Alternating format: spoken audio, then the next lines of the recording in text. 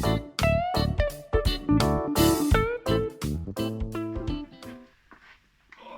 hello, welcome to 5 Minutes in the Shed. Right, we're at the other side of the bike now. Right, so like I said on the last video, everything's in the back now, apart from all the things that aren't in the back now.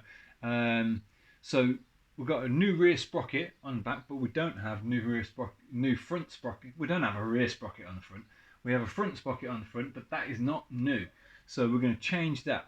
Now I was a bit concerned because you have to undo bolts on that to take it off, and I thought it might just spin, but I've put it in gear and I've tested it and they started to come loose. So we're going to do that now. We're going to change the sprocket and then I'm going to put the chain on. That puts us in a good position this side then we can start rebuilding all the top end. Right.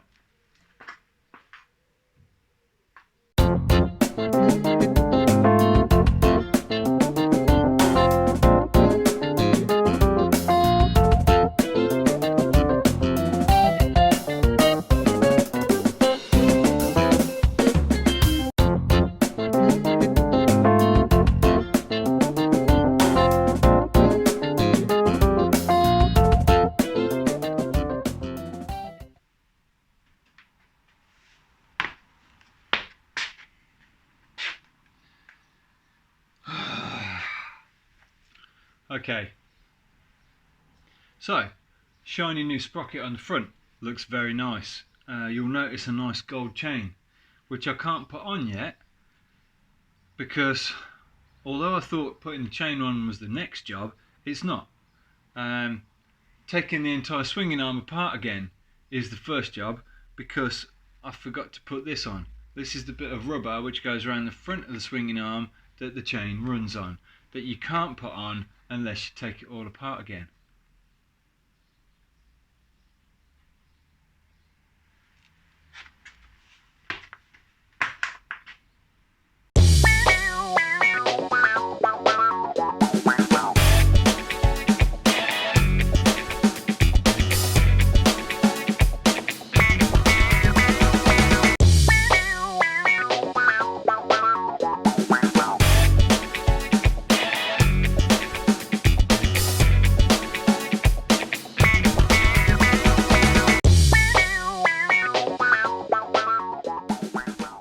Right, wobbly handy cam. As you can see, the chain is now on. Shiny, shiny, shiny, shiny, shiny. What I failed to realise is that this engine cover is missing. That's, I don't know where that went. Must have been when it was stolen. The screws are still there, but the cover's missing. But that is an MOT failure. So let me just put some light on. There we go. It is an MOT failure, so I need to order one of those. I also need to order a chain guard which goes from there to here to hide the top of the chain. I think that's an MOT failure as well. That was smashed and gone. So I guess the chain must have come off it at some point when it was stolen, because that's what usually breaks that cover. So we've got a shiny new side stand and foot peg and chain. You can see the split link there. You have to put the split link on the right way. Very important. If you look at that, the open end of the split link is here. Direction of travel is that way. And that is so this doesn't travel into something and hit it and then pop it off, because that would be bad. So chains on, adjusted, or adjusted for now anyway. Okay, walking around the other side of the bike, wobbly handy cam thing. This side, so the back brake's on, the stay's on, but that's loose at the moment because I was adjusting the back wheel. I've put the brake pedal on, so the brake pedal's there. That little wire rod, you can see it pulling there. You just see that is for the brake light switch, which is here. It pulls that little plunger out, and obviously I haven't put the foot peg hanger on yet, which is down there on the floor. The other thing as well, the side stand, the center stand springs up too far. This part here hits the exhaust and holds it in position, but the exhaust isn't on. So I don't see any reason why I can't put the exhaust back on now, actually. So I'm going to put in, the brake rod. This is the rod which attaches to the brake here and the brake pedal and pulls it. So I'm going to put that on. This bolt needs to come back out for the exhaust. So brake rod on, tighten this up, exhaust on, and then this side is complete. Apart from taking this box off because I need to do away with the side stand switch. Apart from that, it's complete. And apart from the tailpiece and under tray, backlight, fairing, number plate. Apart from that, it's complete. So, next bit.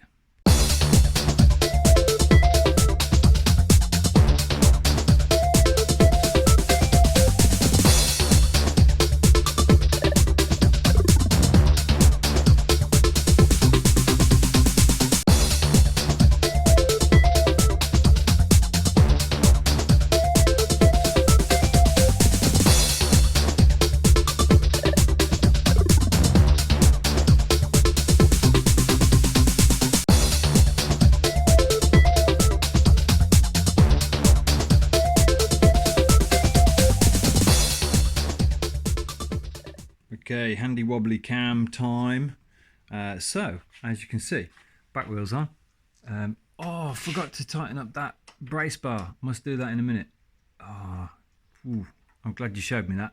Right, so the brake actuator pull thing is on there and it's connected to the brake pedal.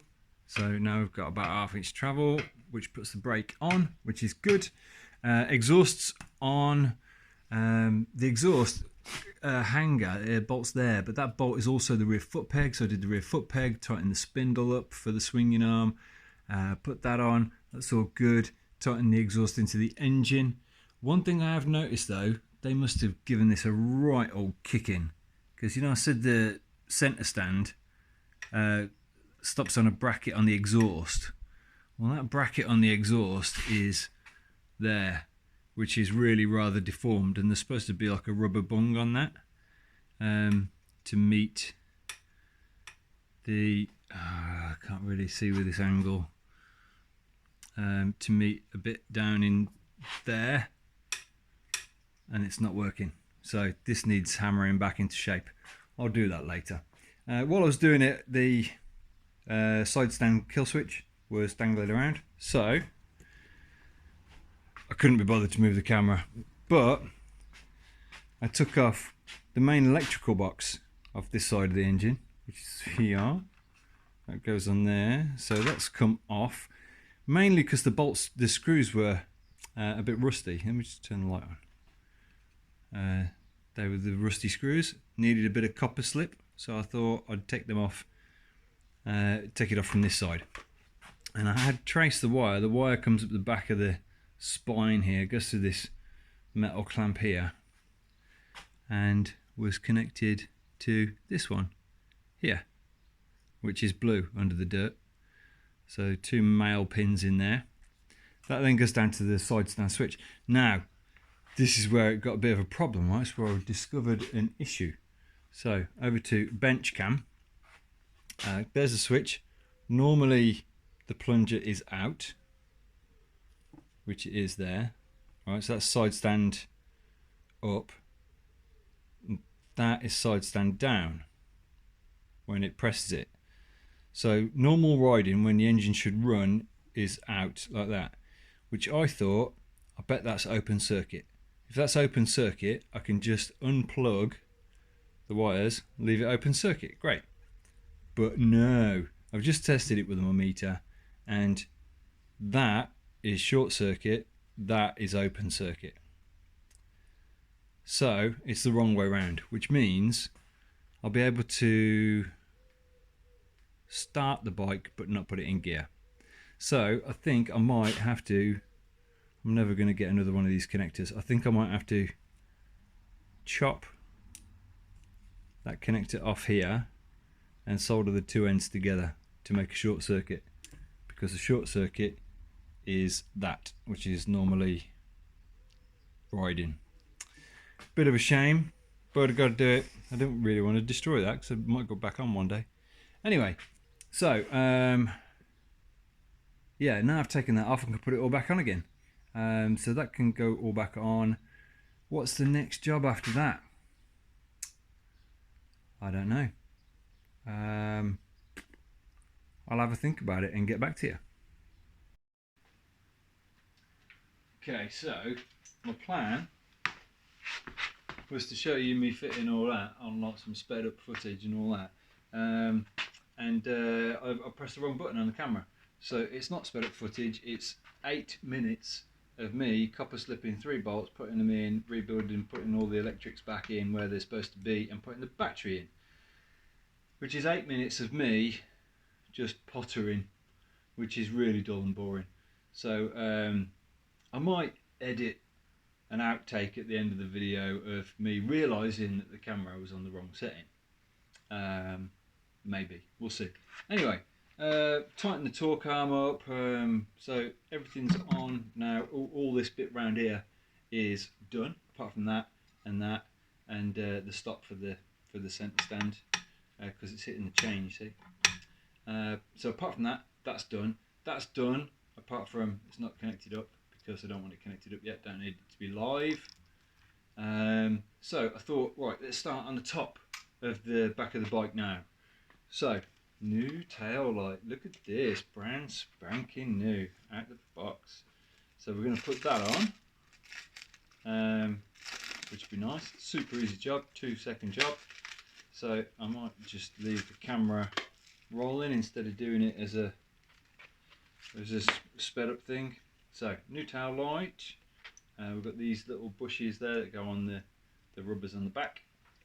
So those little bushes go, let's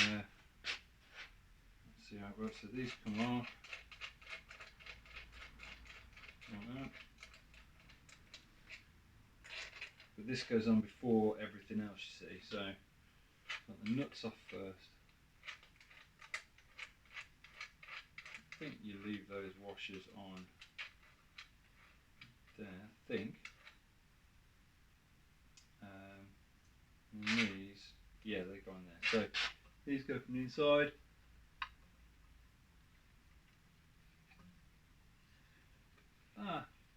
Need 3 hands for this job. One there, one there.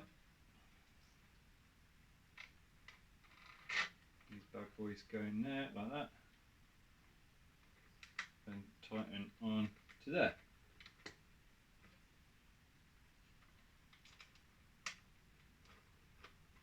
Look at that, it's looking like a proper motorcycle again now.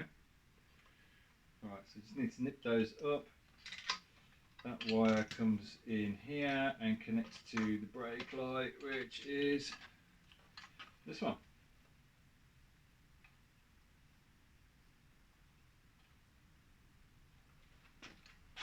Oh, really?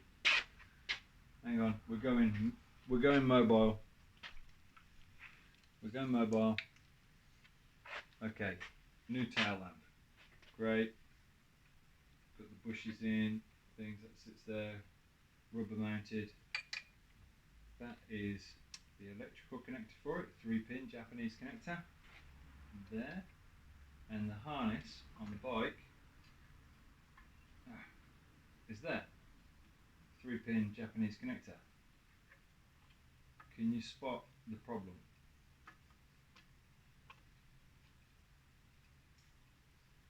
They're both the same bloody connector. Why is nothing easy? Nothing is easy. Right, I guess I need to do some jiggery pokery wiring. Okay, this is going to get sped up.